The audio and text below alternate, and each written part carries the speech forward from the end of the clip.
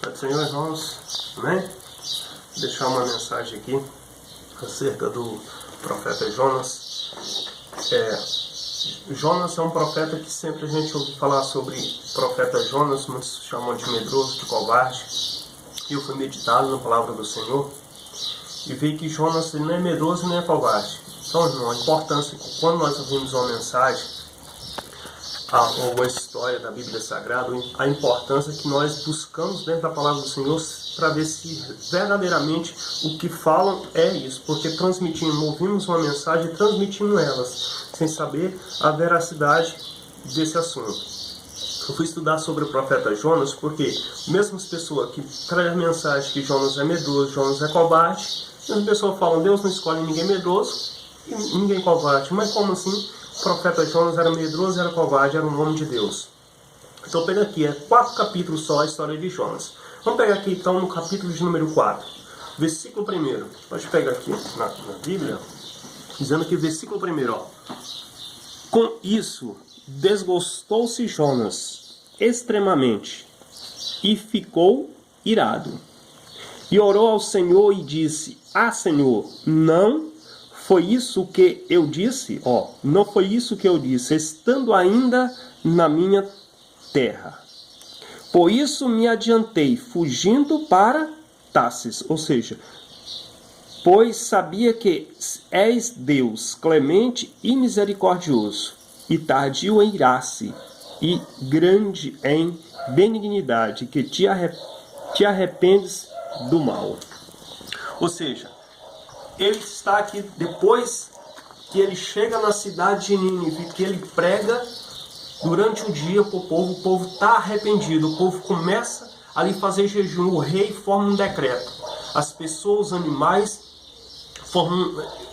começam a ter jejum de pano de saco para se voltar a Deus arrependendo do pecado. O Jonas ira contra Deus e fala para Deus, não foi isso que eu falei para o Senhor, estando ainda na minha terra, por isso me apressei para ir para Tarsis. Jonas aqui, ele está falando para Deus, ele fugiu para Tarsis, não porque ele era um medroso, não porque ele não queria ir para Nínive. Então aqui deixa claro o texto que ele não queria que o povo de Nínive fosse alcançado pela misericórdia de Deus, fosse perdoado por Deus. Então Jonas, ele não era medroso, Jonas não era covarde, Jonas era um homem, um profeta de Deus, um homem de Deus, mas ele necessitava ser liberto de uma mágoa que ele carregava dentro dele com os ninivitas. Jonas odiava os ninivitas, Jonas tinha um rancor, um ódio pelos ninivitas, pelaquela cidade.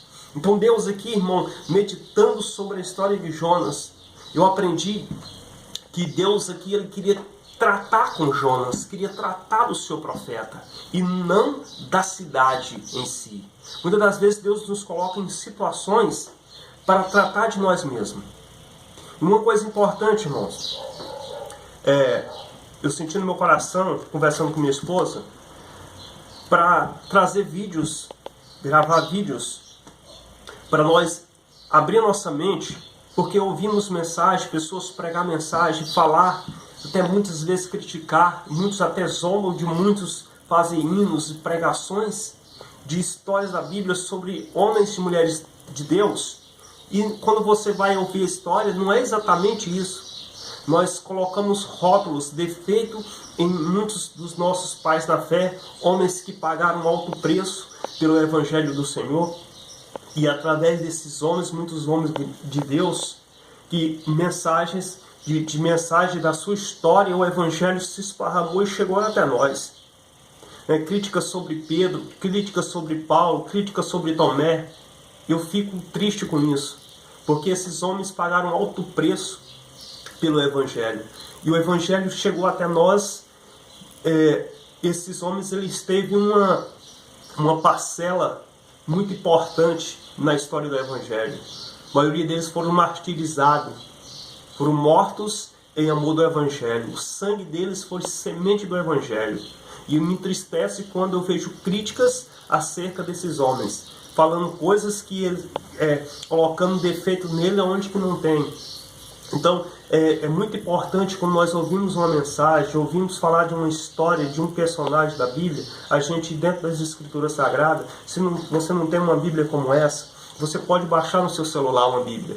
E é muito importante nós conhecermos as Escrituras Sagradas para não sermos enganados. Para nós não pegarmos um alimento que alguém nos dá, coloca, traz um alimento que não é sustentável, um alimento que não é saudável. Assim como cuidamos do nosso corpo físico, nós temos que cuidar também do nosso espírito, da nossa alma.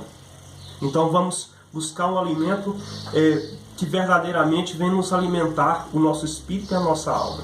Então, busque aqui dentro da Bíblia, são 4 capítulos de Jonas. Eu peguei alguns versículos aqui do capítulo de número 4, quando ele está no final da sua missão, para entendermos que ele não é medroso e nem é covarde. Você pega no capítulo 1, quando ele foge para Tarsis, aqui ele está explicando por que ele fugiu para Tarsis. Não era porque ele é medroso, não era porque ele era um covarde.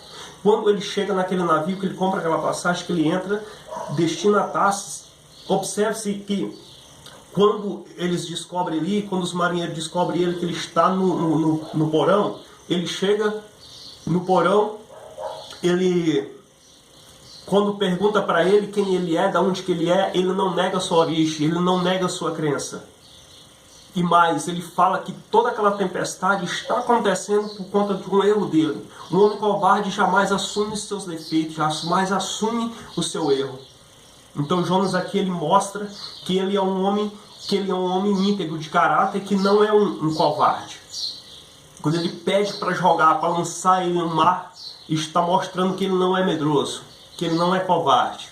E no capítulo 4, aqui, vemos aqui no versículo, no qual nós lemos, do versículo 1 até o 4, que Jonas, ele está irado com Deus, ele está tendo um diálogo com Deus, e ele fala para Deus: foi isso que eu falei para o Senhor, porque eu sabia que a sua misericórdia era infinita, que o Senhor ia perdoar esse povo. Então Jonas, ele necessitava, Deus estava precisando, estava querendo tratar de Jonas, querendo que Jonas arrancasse aquele amargo, aquele sentimento que ele tinha sobre os ninivitas, porque era necessário que Jonas se aliviasse daquele ódio, daquela mágoa. Deus queria tratar com Jonas, Deus estava tratando com Jonas. Amém? Eu dou essa mensagem para você, para a gente ter um esclarecimento um pouco mais das palavras do Senhor. Vou estar gravando mais vídeo, esclarecendo algumas passagens, alguns títulos que as pessoas pregam, que a gente ouve muito em igreja, ouve muito até mesmo em louvor, falando de pessoas que não, falando qualidades que esses personagens não têm. Amém? Que Deus abençoe a todos. Espero que esse vídeo venha